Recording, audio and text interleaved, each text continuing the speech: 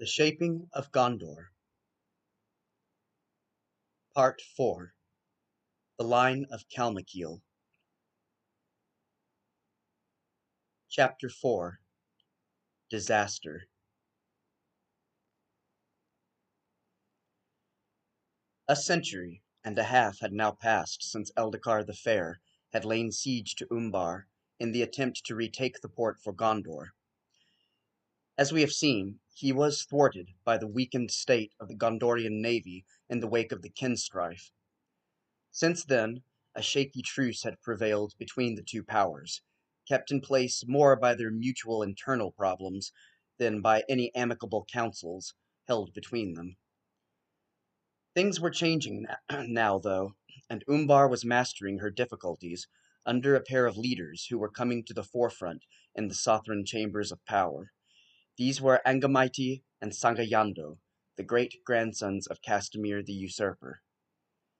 In exile since the latter's death, the usurper's descendants had never forgotten nor forgiven the successors of Eldacar for their ouster, and had done everything they could short of breaching the peace to hinder and annoy Gondor.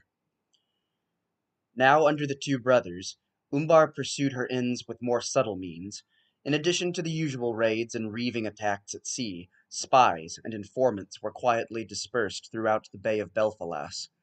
These kept the brother princes well apprised of Gondorian movements and affairs as they made their plans. Meanwhile, across the Harnen, Menardil, son of Hjarmendikil II, was not resting easy either. He had wisdom and good counsel enough to guess that Umbar was planning something nefarious, and he made it his first task to build up the greatest possible defense his realm possessed, its fleet. This, unhappily, was not an easy undertaking, for Hjarmendikil's war had drained the royal treasury almost dry, and ships and sailors cost money, so too did walls and battlements for Gondor's many vulnerable havens, most of whom had not felt the fury of a besieging force in centuries. So, despite the king's best efforts, work was slow and sporadic, and the coasts continued to remain perilously exposed to Umbar's looming wrath. The years 1626 and 1630 each saw forewarnings of the malicious Umbardrum intentions, in the form of particularly nasty raids on Gondorian merchant ships. Thinly veiled threats were exchanged over these incidents between Umbar and Osgiliath, and the garrisons in Hjarminolas, Angard, and Pelargir were augmented. Everywhere were the signs of impending conflict. Conflict came in Nineveh of 1634, when a large fleet of some 300 corsair ships swooped down on Pelargir. The Umbardrum had shrewdly chosen to attack during the depths of winter, when they knew the Pelargiri would not be expecting an assault due to the Anduin being largely frozen over. Tolfalas was easily taken, and Angard ravaged mercilessly. This was merely a prelude, however. Up the river they came silently, and before Pelargir's garrison could even begin to prepare an adequate defense, the invaders were upon them. The walls were swiftly scaled, and a horrendous struggle ensued, with every house and courtyard a battlefield. King Menardil, who happened to be in the city, put up a desperate fight, but was cut down and killed, along with all of his royal guard, thus bringing about an abrupt and bloody end to his 13-year reign. The Umbardrum troops lit large sections of the city aflame, then proceeded to strip everything of value they could lay their hands on. Fine townhouses were looted. The lovely sea palace of Ernil the Seafarer was robbed of its jewels and golden ornaments.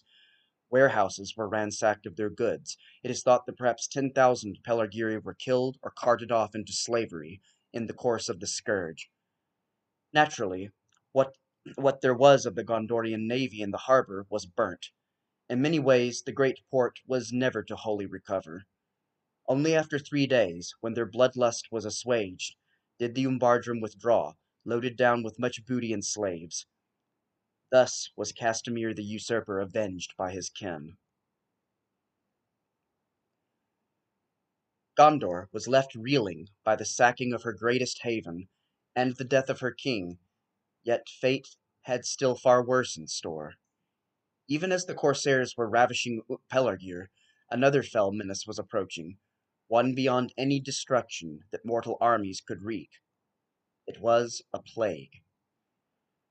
Where precisely the plague originated is not known to history, but it came from the far east, beyond the mysterious uncharted lands of Rhûn, and from there moved inexorably westward. It was whispered by some among the wise that the sickness was no mere aberration of nature, but was rather a contrivance of the will of Sauron, once more at work in the world. By the time Pelargir fell to the army of Angamites and Sangayando, it had reached the settlements of Dorwinians, encircling the Sea of Rhûn. Before the dead Menardiel had even been interred by his son and successor Telimnar in 1635, the inhabitants of Rhovanion were dying in droves, and by Luttosay of 1636, the plague had reached the Seven Heartlands. Being both highly communicable and fast-acting, the pestilence moved across the land like an evil wind, and never had such a catastrophe befallen the Stoneland. Ravaging the cities of the realm without mercy, thousands perished daily, and within months the numbers of the dead often rivaled those of the living. In Minas Ithil, a third of the population died. Osgiliath, Pelargir, and Kellumbel each lost fully half their citizens. Entire provinces were devastated, such as Calanarthon and Enidwaith, neither of which were ever to regain the numbers they had held previous to the plague. Neither the highborn nor the lowly were spared, and master and servant alike dwelt in terror of the random hand of death. 3 successive Carondirs of Belfalas died in the space of a year and a half, for instance. Among the victims of the plague was the king himself. Telimnar, ignoring the urgings of his counselors to sequester his royal person, selflessly went about the sick houses, tending to the afflicted, and in the end fell ill himself.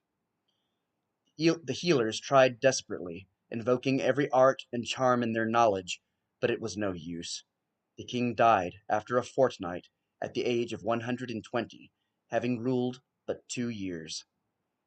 Never before or since has any king of Gondor reigned more briefly or tragically.